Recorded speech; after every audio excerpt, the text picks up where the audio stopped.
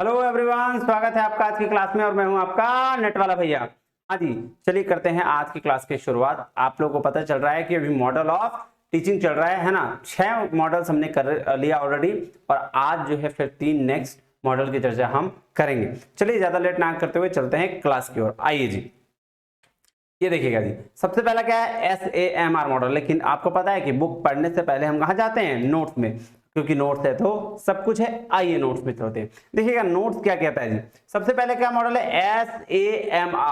SAMR model कौन सा, किस पे बेस्ड है ये? सर ये क्लासरूम टेक्नोलॉजी पे बेस्ड है। किस पे? क्लासरूम की टेक्नोलॉजी के बारे में बताया गया इसमें। तो सर सबसे पहले एस का क्या मतलब हुआ? एस का मतलब हुआ जी सब्स्टिट्यूशन। किसके लिए? Technology allows for no functional change, जहां पे कोई फंक्शनल चेंज की जरूरत नहीं है। दूसरा क्या है? ऑगमेंटेशन, जहां फंक्शनल इंप्रूवमेंट की जरूरत है। टेक्नोलॉजी अलाउ करता है किसके लिए? फंक्शनल इंप्रूवमेंट के लिए। और एम फॉर मॉडिफिकेशन होता है, जिसका मतलब होता है क्या? सिग्निफिकेंट टास्क को हम रीडिजाइन करते हैं नहीं। और रीडेफिनेशन मतलब होता है जी क्रिएशन ऑफ न्यू टास्क। एकदम ऐसे याद करना है, कहीं कुछ दिक्कत नहीं है कि SAMR मॉडल मतलब सब्स्टिट्यूशन, ऑगमेंटेशन, मॉडिफिकेशन और रीडेफिनेशन। जिसमें किसके लिए है मॉडल? तो क्लासरूम टेक्नोलॉजी के लिए है। और टेक्नोलॉजी अलाउ किसके लिए करता है? No functional change, substitution, functional improvement, augmentation, significant task redesign, modification और रीडेफिनेशन किसके लिए? क्रिएशन ऑफ न्यू टास्क के लिए। चले नेक्स्ट मॉडल पे। हाँ सर चलिए, अब देखिए जी ये मॉडल आ रहा है एश्योर मॉडल। एश्योर मॉडल क्या कहता है? सर एश्योर मॉडल सबसे पहले दिया किसने? हेनरिच और मोलिंडा ने 1999 में। अब क्या है? ये बोला instruction system design based model है। किस पे बेस्ड है? Instructional system design based. देखिएगा जी, सबसे पहले एश्योर का करके तोड़ते हैं। आइए, क्या? A for analyze the learner, S for state the objectives, S for select method media material, U for utilize media material और R for require learner participation और E for evaluate and revise। ध्यान दीजिएगा जी, ये भी model किसके लिए? Teaching के process को बता रहा है। भाई साहब सबसे पहले आप टीचर क्या करेगा? एनालाइज करेगा लर्नर को। कब? सेमेस्टर से पहले, यानी क्लास से पहले। उसके बाद स्टेट करेगा ऑब्जेक्टिव, ऑब्जेक्टिव को आप क्या करेगा? डिसाइड करेगा। फिर उसके बाद कोई किस मेथड और मीडिया मटेरियल के थ्रू वो पढ़ाना चाहता है वो देखेगा। फिर उस मीडिया को यूटिलाइज करेगा, जिस मीडिया के थ्रू वो चाह रहा है कि हम डिसीजन में हम पढ़ाएं, तो उस मीडिया को क्या करेगा? वो यूटिलाइज करेगा।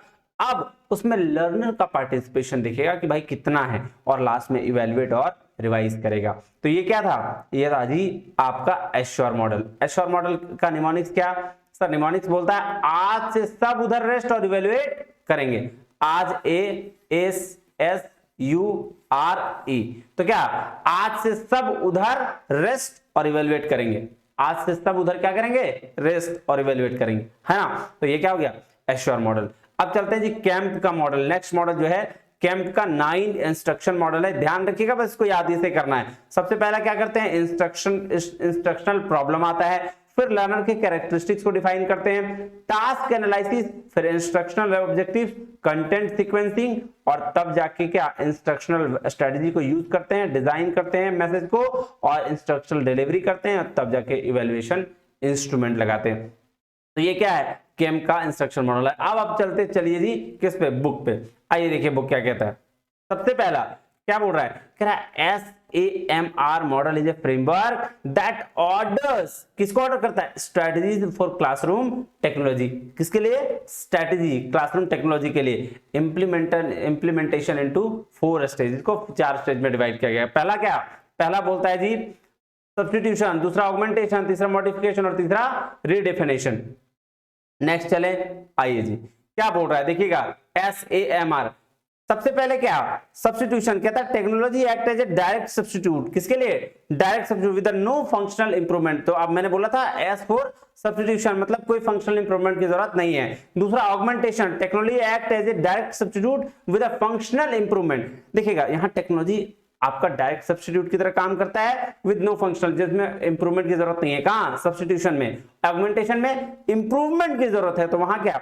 अब ये दोनों किसके लिए? ऐसे फॉर इनहैंसमेंट। और मॉडिफिकेशन में क्या होता है? Modification allows for significant task redesign, दोबारा मॉडिफाई होता है ना, मॉडिफाई कर देना, तो वो टेक्नोलॉजी अलाउ करता है किसके लिए? सिग्निफिकेंट टास्क रीडिजाइन के लिए। और रीडिफिनेशन होता है technology allows for creation of new task previously unconsidered, मतलब ये नया टास्क को क्रिएट करने के लिए। मतलब ये क्या है? ये दोनों ऐसे क्या है?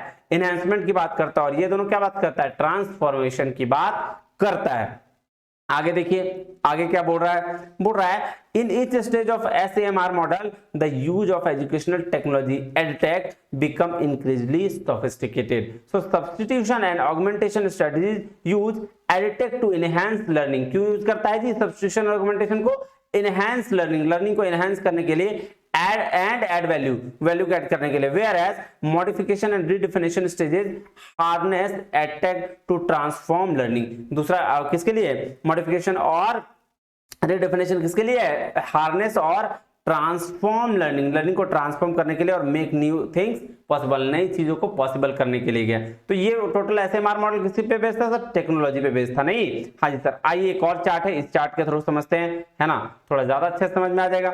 देखिएगा, ये देखिएगा सब्स्टिट्यूशन, देखिए एनहांसमेंट यहां भी बोल रहा है ऑगमेंटेशन में, और मॉडिफिकेशन और रीडिफिनेशन में यहां पे ट्रांसफॉर्मेशन है। क्या बोल रहा है? कह रहा है substitution is the first step in redefining your classroom.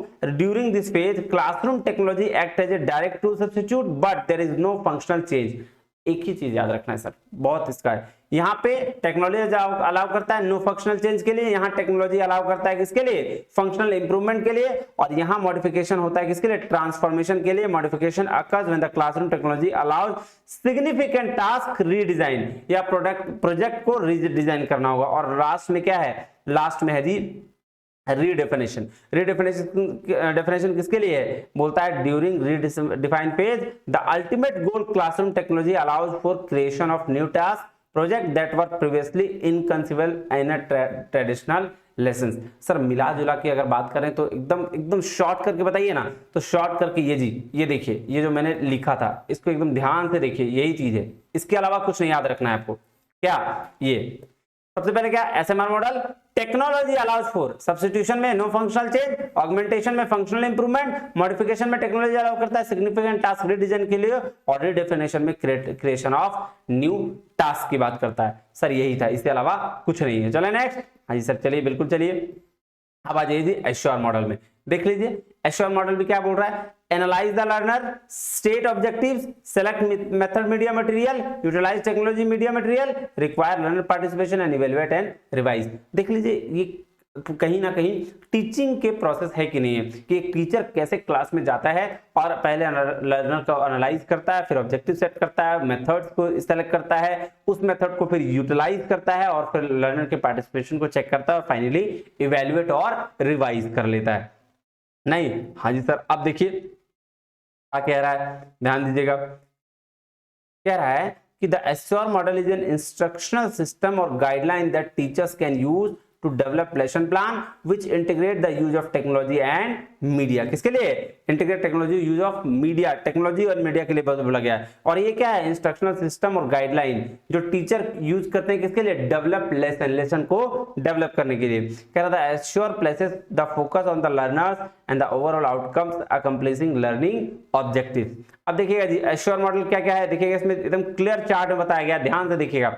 Assure model सबसे पहले एनालाइज करेंगे लर्नर को, कब? सेमेस्टर से पहले, कि ऑडियंस कौन है। क्या बोल रहा है? Who is the audience, audience कौन है, लर्निंग स्टाइल्स क्या है, एंट्री कॉम्पिटेंसीज क्या है, डेमोग्राफिक्स क्या है। नहीं, हाँ जी सर। दूसरा क्या है? स्टेट ऑब्जेक्टिव्स, एस, ए के बाद एस, फिर preparation prior to the instruction, instruction देने से पहले क्या प्रिपरेशन करते हैं, कि what do student lead to learn, क्या स्टूडेंट को सीखना है। कहता है कोर्स क्या होता है, रूब्रिक्स क्या होगा, कॉन्सेप्ट क्या होगा, प्रोफिशिएंसी क्या होगा, कंडीशन टू परफॉर्मेंस क्या होगा। फिर उसके बाद select method media material, instructions यहाँ पे जो है लेक्चर शुरू हो जाता है। क्या बोल रहा है? What do instructor use, instructions किस मेथड को यूज करते हैं। कहते हैं select instructional material, product new material, repurpose existing material. और उसके बाद क्या? इंस्ट्रक्शन, या अब देखिए यहां भी इंस्ट्रक्शन बिगिन होता है यूटिलाइज मीडिया एंड मटेरियल। अब देखो सेलेक्ट किया फिर यूटिलाइज कर रहा है, कह रहा है how do instruction use the material, कैसे, वहां क्या था क्या यूज करेगा, यहां कैसे यूज करेगा, नहीं प्रीव्यू मटेरियल्स, मटेरियल को देखना है, प्रिपेयर कंटेंट करना है, प्रोवाइड इंस्ट्रक्शन। उसके बाद क्या है ड्यूरिंग इंस्ट्रक्शन, ड्यूरिंग इंस्ट्रक्शन मतलब रिक्वायर लर्नर पार्टिसिपेशन, क्या करना लर्नर पार्टिसिपेशन को क्या करना आपका इंस्ट्रक्शन के दौरान लेके आना। कहता है students will actively engage in, student कहां एक्टिवली एंगेज होगा, बड़ा discussion, small group activities, formative assessment यहां होता है। नेक्स्ट चलें और लास्ट में हम क्या करेंगे इवेलुएट और रिवाइज करेंगे एंड सेमेस्टर में, नहीं जिसमें समेटिव इवैल्यूएशन होता है, ठीक है। फॉर्मेटिव कहां, फॉर्मेटिव सर इंस्ट्रक्शन यहाँ पे यूटिलाइज मेथड मीडिया सॉरी इसमें अभी रिक्वायर लर्नर पार्टिसिपेशन में, और समेटिव मतलब फाइनल असेसमेंट कहां होता है इवेलुएट रिवाइज में, इंस्ट्रक्शन डिलीवरी देखते हैं, मीडिया और मटेरियल चेक करते हैं। तो सबसे इसमें क्या था सर, इसमें था सर सबसे पहले analyse the learners, state the objective, select method media materials, फिर utilise media materials, require learner participation and evaluate and revise. लीजिए जी ये हो गया जी आपका क्या दूसरा, और तीसरा मॉडल क्या है जी, नेक्स्ट चले। हाँ जी सर चलिए चलते हैं, आइए जी नेक्स्ट मॉडल है कैंप का 9 इंस्ट्रक्शन मॉडल, नहीं हाँ जी सर आइए देखते हैं। ये देखिएगा स्टेप बाय स्टेप प्रोसेस बताया गया है। सबसे पहले क्या, सबसे पहले identify instructional problems, instructional problem को फाइंड करना और उस हिसाब से स्पेसिफाई करना गोल्स को, डिजाइन इंस्ट्रक्शनल प्रोग्राम। देखिए सेम प्रोसेस है कि भाई एक टीचर जाएगा सबसे पहले क्या करेगा इंस्ट्रक्शनल प्रॉब्लम ढूंढेगा कि क्या हमको इंस्ट्रक्शन देना है, बच्चे को क्या जरूरत है, और उसके बाद उस बेसिस पर क्या करेगा गोल डिजाइन करेगा, नहीं उसके बाद दूसरा क्या examine learner characteristics that should receive attention during planning, learner के कैरेक्टरिस्टिक को एग्जामिन करना है।